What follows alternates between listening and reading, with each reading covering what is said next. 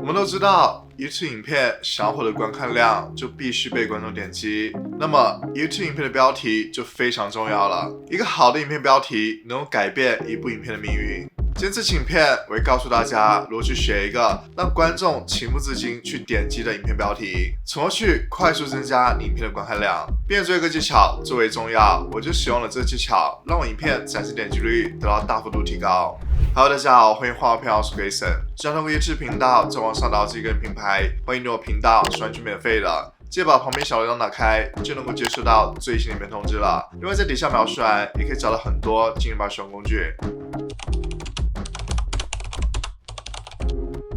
首先，我们需要了解一些基本的概念。在了解完这些基本概念之后，会更好的引导你去想出一个好的影片标题。首先，你需要充分了解这部影片的内容，这部影片主要是讲什么的，是给哪些观众看的。你需要明白观众在看完这期影片之后会有什么样的感觉，会有什么样的看法，他们的收获是什么。当你明白这一点的时候，你可以把整部影片的内容整合成一句话传达给观众。第二个方面就是 YouTube 影片标题是分为两类的，一类是针对 YouTube 搜索的，还有一类就是吸引观众眼球的。针对 YouTube 搜索的标题，就是标题里面还有一些搜索关键词。因为 YouTube 是一个搜索引擎，所以有很多的话题，很多的关键词，观众是在 YouTube 上面不断搜索的。制作搜索量高的话题，就能够保证这部影片不断被观众发现，去获得流量。通常这类型的影片能够持续好几年的时间，都能够获得稳定的观看量，对于频道的成长来说是非常有帮助的。这里推荐大家一个非常实用的工具，它叫 TubeBuddy。这个工具能够帮助你分析这个关键词在 YouTube 上面它的搜索量还有精准度。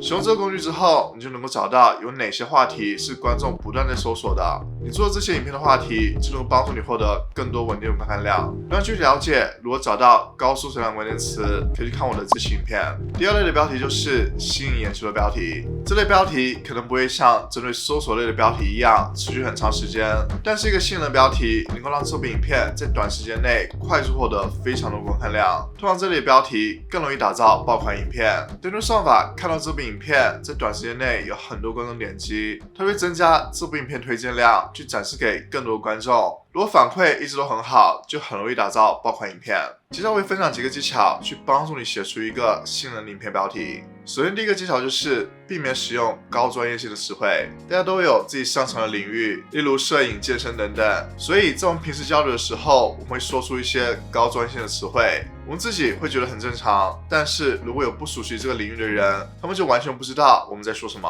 例如说，我介绍一款相机，我介绍说这款相机能够帮助你拍出前景深的效果。如果不熟悉相机的人，他就不知道我在说什么。但是如果换一种说法，说这款相机能够帮助你拍出虚化背景的效果，只有你的人像会被突出，其他周围的环境都会被虚化，这样所有人都能够知道，都能够享受得到虚化背景效果。所以标题一定要让所有人都能够轻松明白，其实它没有专业的背景，这一点非常重要。如果你加入一些专业的词汇，就排除掉了一大部分人。如果标题让观众感到疑惑，他们就不会点击观看这部影片。你要想着这个影片标题其实小学5年级的学生都能够看到，那么这个标题就是成功的。第二技巧就是把最重要的信息放到最前面。影片关键信息放到影片标题最前面是非常重要的，能让观众快速了解这部影片它讲什么的。因为观众在 YouTube 上面浏览影片是非常快的，他们没有耐心从头到尾看完一个影片标题。另一个标题是 Vlog 11，程序员在家工作了一天。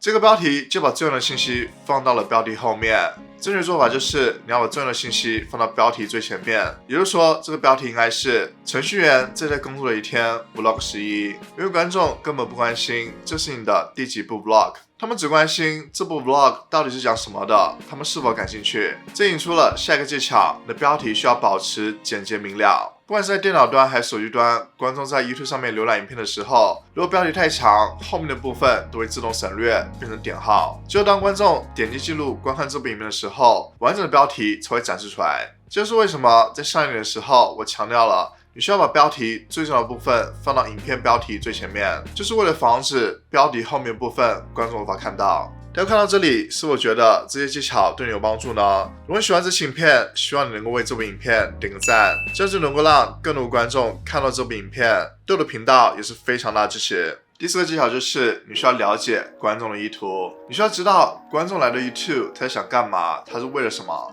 例如这部影片标题，它的标题是快速增加 YouTube 影片的观看量。如果写一个完美的标题，让观众疯狂点击，观众最终的目的并不想知道如何写一个影片标题，而是他们想要增加影片的观看量。而学会写一个标题是一种途径，所以你需要了解观众想要什么，他们需要什么，你通过什么样的方法能够帮助他们得到他们想要的信息。根据这些，你就能够想出一个吸引观众的影片标题。但这里大家一定要注意，千万不能使用点击右的标题。所谓点击右的标题，就是你的标题上面的信息和你影片真实内容是不一致的，观众很容易看得出来，当他们发现就会快速离开你影片，就会导致这部影片它的续看率很低，从而影响 YouTube 影片的推荐量。第5个技巧就是准备多个标题，你可以准备多个标题，在你 IG 上面或者 YouTube 社群里面去问你的观众，他们更愿意点击哪个标题，这就更容易了解观众的心思，他们更喜欢哪一类标题，对你之后的影片想影片的标题也是非常好处的。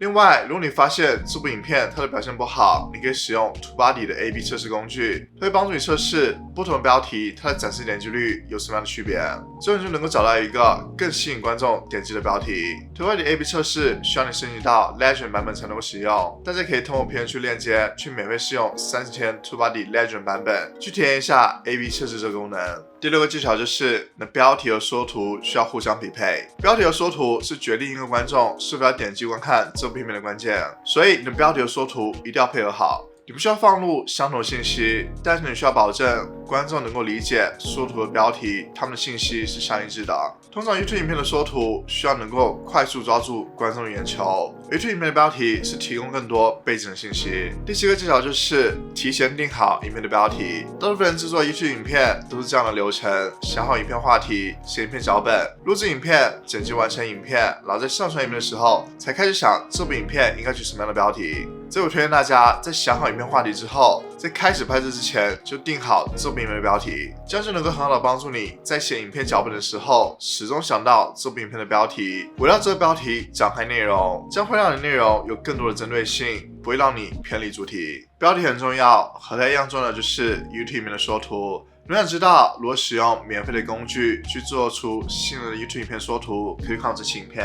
如果你觉得这期影片对你有帮助，欢迎点赞。如果了解更多关于 YouTube 内容，欢迎订阅我频道。如果想跟我互动，可以关注 IG， 在底下描述栏你可以找到很多进入到使用工具。那我们下次再见，拜拜。